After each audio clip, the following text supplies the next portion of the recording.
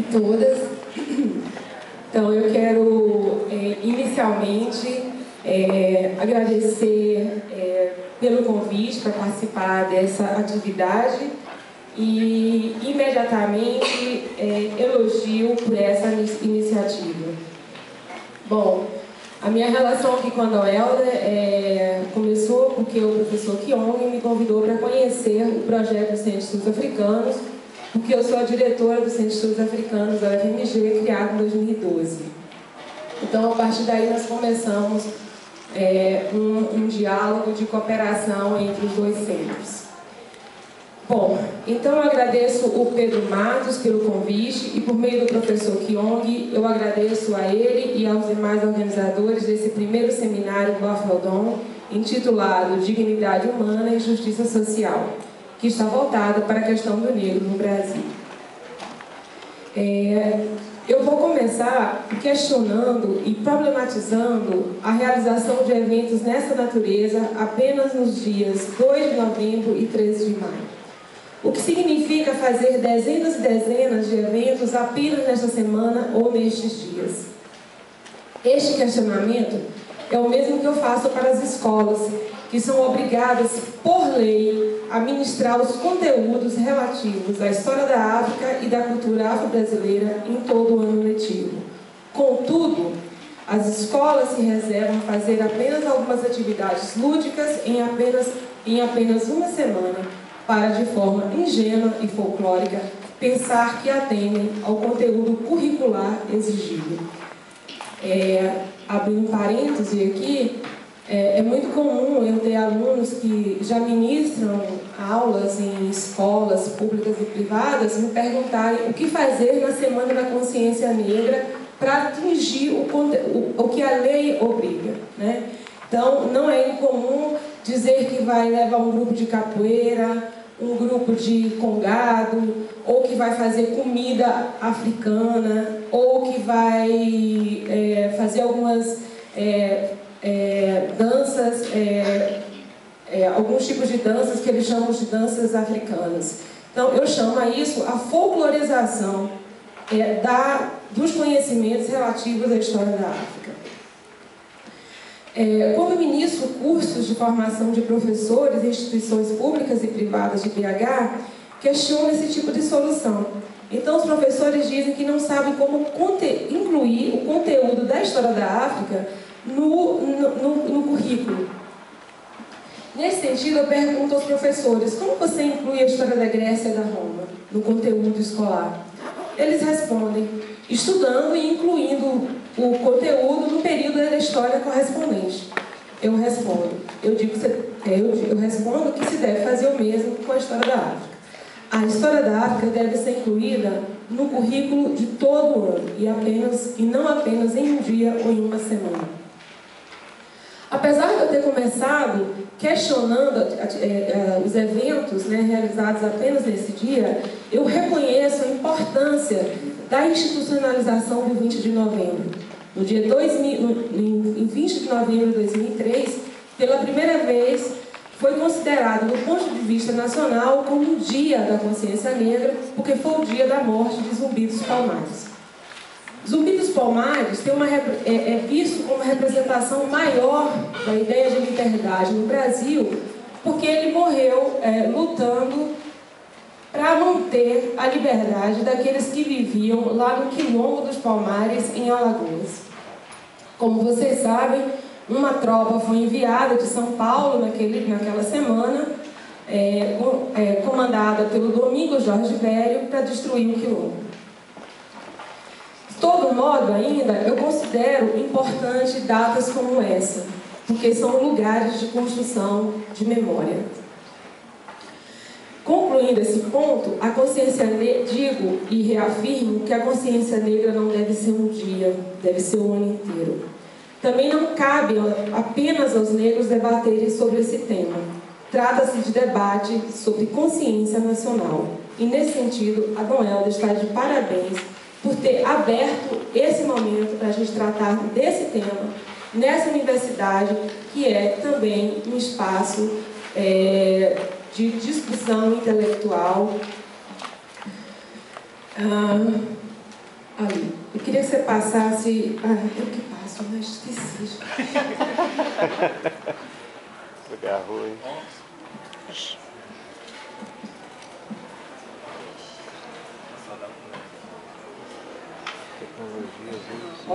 Bruxaria. Então, quando eu começo questionando o Dia da Consciência Negra, eu trago essa imagem para vocês não me confundirem com a figura do Fernando Holliday. O Fernando Holliday foi eleito com 48 mil votos em São Paulo, foi um dos mais bem votados, e a principal plataforma de governo, a principal plataforma de proposta que ele fez foi baseado nesses 3 pontos: combate ao vitimismo, fim das cotas raciais em concursos públicos e revogação do Dia da Consciência Negra, né? Eu acho importante a gente trazer essa figura, né? Porque muitas vezes figuras como o Fernando Holliday são utilizadas para criticar as lutas protagonizadas pela população negra em prol da própria população negra. Também começo, depois do Fernando Holliday, né, e porque ele é um homem negro, eu começo tratando aqui de um outro ponto, que é sobre a questão da raça como construção social e do racismo também como construção social. Podemos passar? Eu você vai passar a pergunta. Esse Holliday aí... Você está vendo que não é...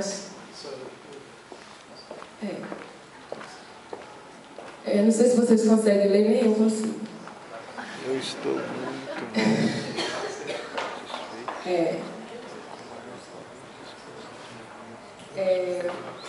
bom, isso é da parte da minha fala inicial, que eu não li. É uma fala do Milton Santos. Quem quiser ver esse vídeo dele, está disponível na internet. E eu li bastante para vir aqui, porque eu não sou uma especialista em questões étnico-raciais, também não sou uma especialista na questão negra, mas esses são temas que eu aprendi a tratar, porque eu sou professora de História da África, eu sou especialista nessa área. E para vir aqui, eu pensei em um dos maiores especialistas que a gente tem no Brasil sobre a questão negra e o espaço urbano.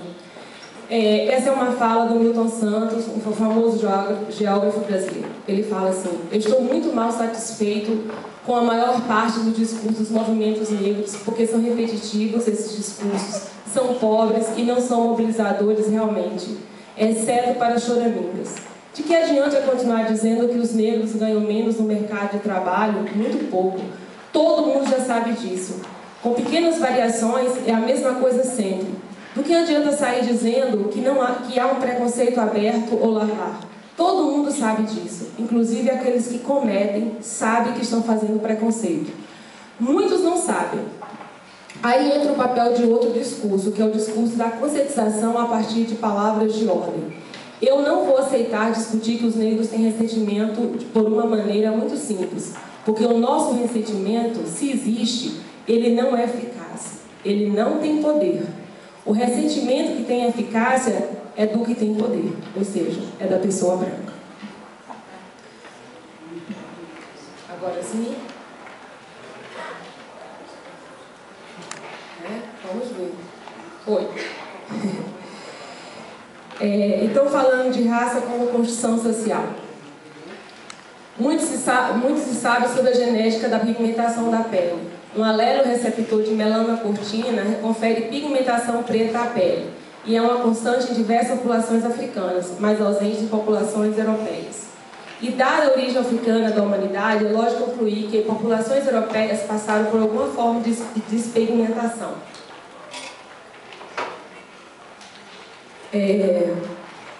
O que eu quero dizer aqui é que raça não é um sistema de cor. Cientificamente, a cor deriva de um espectro de luz interagindo nos olhos com a sensibilidade espectral dos receptores.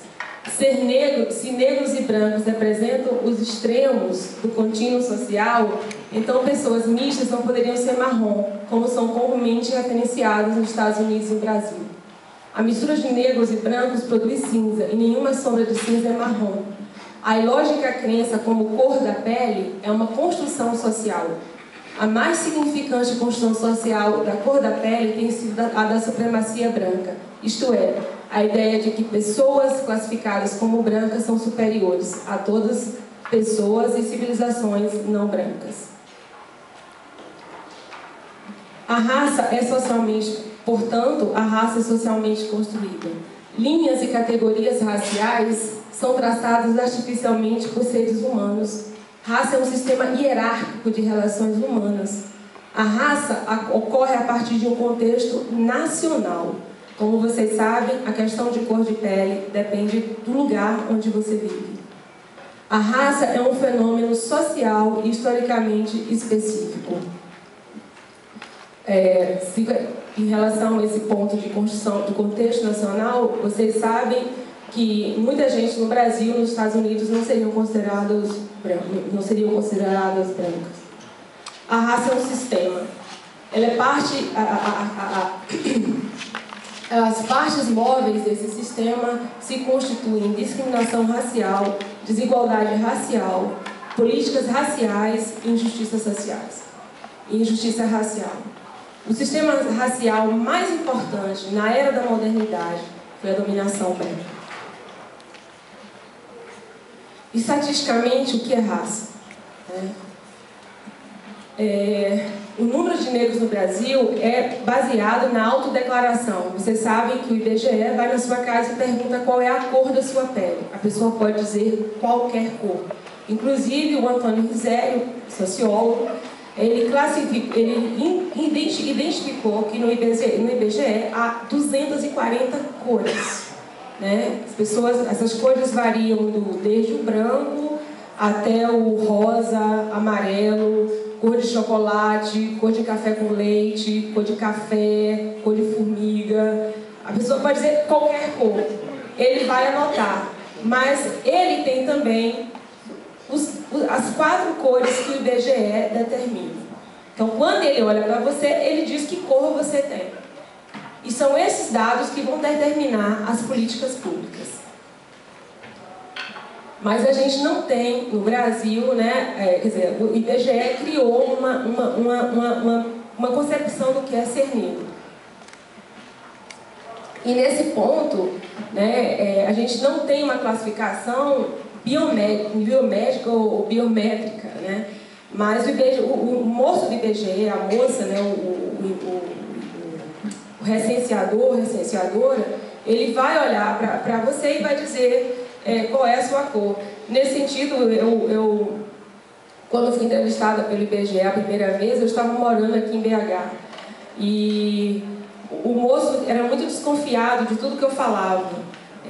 Desculpa por dar esse relato particular, pessoal, mas isso é um fato interessante. Ele perguntava assim, qual é a sua escolaridade? E eu tinha acabado de chegar no apartamento que estava vazio, eu tinha acabado de chegar da Bahia que eu estava aguardando a chegada dos móveis. Aí ele falava assim, qual a sua escolaridade? Eu dizia assim, aí ele falava assim, 2º grau, superior incompleto ou incompleto? Pós-graduação? Aí eu falava assim, sim, pós-graduação. Aí ele falava assim, pós-graduação é depois que termina a faculdade. Aí eu dizia, pois é, e pós-graduação tem distinção? Aí ele falava assim, tem, mas aqui é depois que termina. Eu falei, então, você pode dizer os outros 2? Aí ele, mestrado, doutorado.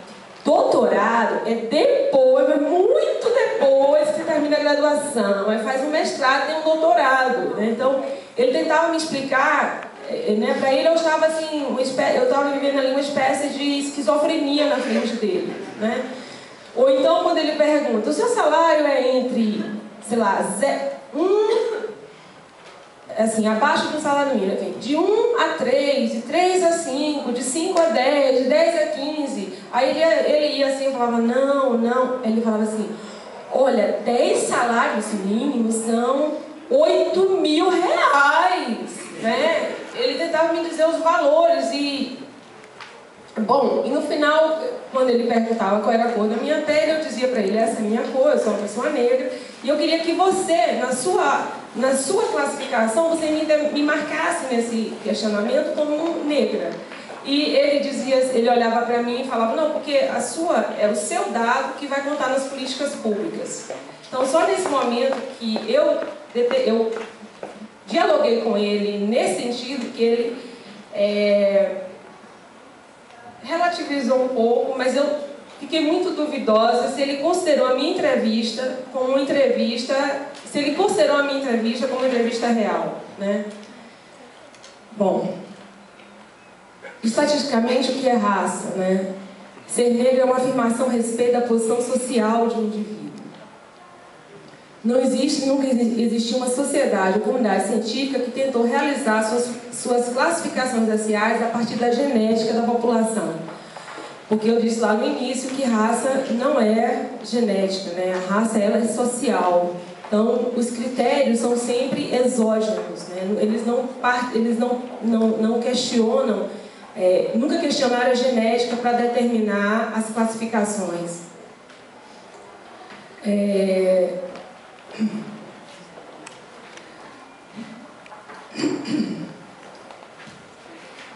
Só para voltar aqui. Então, nessa mesa, né, na qual eu estou aqui ladeada por 3 pessoas, né, a Luana Tolentino, a Etienne e o professor Kyong, eu comecei questionando o Dia da Consciência Negra, né, e as questões que perpassam a isso. Eu começo dizendo a vocês, novamente, que ser negro no Brasil não é fácil, como também não é fácil ser intelectual no Brasil. A cada dia, o intelectual negro precisa provar em cada instante a sua competência. E digo mais, que no sistema racial brasileiro, baseado na quantidade de melanina, pessoas que têm mais melanina do que eu, sofrem muito mais preconceito do que eu. Mas isso não me coloca em situação de privilégio, continuando sendo pessoas negras. E a autoidentificação como negra, como negro ou negra, como sabemos, é um lugar político e não tem a ver com melanina.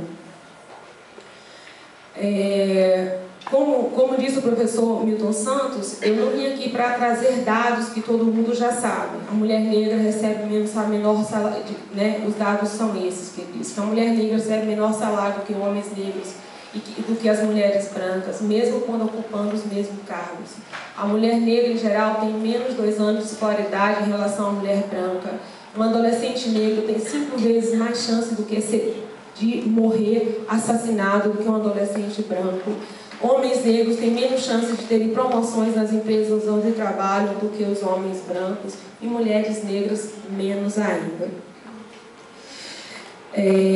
Então, a minha ideia é apresentar como os discursos raciais são fabricados para sustentar lugares de poder. E esses lugares de poder nos colocam em lugares distintos na sociedade. Como eu disse inicialmente, o tema desse evento pode ser abordado sobre vários aspectos, especialmente quando se trata da sociedade brasileira, construída sob o laço da escravidão e que vivenciou de perto a chegada e implantação das teorias racialistas no início do século XX. Como se deu a abolição no Brasil? Eu não vou voltar a esse ponto, mas é importante saber como as teorias de Gilberto Freire, que foram adotadas pelo Estado de Vargas, institucionalizou a ideia de democracia racial como a pauta do governo. O Estado Nacional pós-Vargas foi lastrado na ideia de que vivíamos numa democracia racial. O Brasil se comparava com os Estados Unidos, onde se vivia uma segregação racial. O Brasil se vangloriava de que aqui não era a África do Sul, onde eles viviam apartheid. Por isso, o Brasil viveu até a década de 70 sem ter sequer uma lei que determinava o racismo como um crime. Como vocês sabem, o racismo só foi tornado crime quando a famosa dançarina Duran, americana, visitou o Brasil e estava acompanhada pelo ministro das Relações Exteriores, e ele disse para ela, seguramente, no Brasil não existe racismo. Quando ele tentou hospedar a americana negra no Hotel Glória, no Rio de Janeiro, o atendente disse para o Afonso Arinos: nós não hospedamos pessoas negras. A Eunice, a americana, olhou para ele e disse: você não disse que no Brasil não tinha racismo? A partir daquele dia foi votada no Congresso Nacional a primeira lei que considerava o racismo crime no Brasil. Bom, nesse sentido eu volto para o tema inicial dessa palestra, que se chama o racismo velado na contemporaneidade brasileira. E esse racismo ele é tão cruel, ele é tão voraz, que ele mata, né? O racismo que, por vezes, para nós, ele não passa de um vitimismo de alguns negros na sociedade. Esse racismo, quando ele chega nas bases do nosso poder policialesco, ele é fatal. Qualquer jovem negro, ele pode ser assassinado a qualquer hora da noite se ele for confundido com um bandido. Bom, é por aqui que eu fico e aí fico aberta para discussão.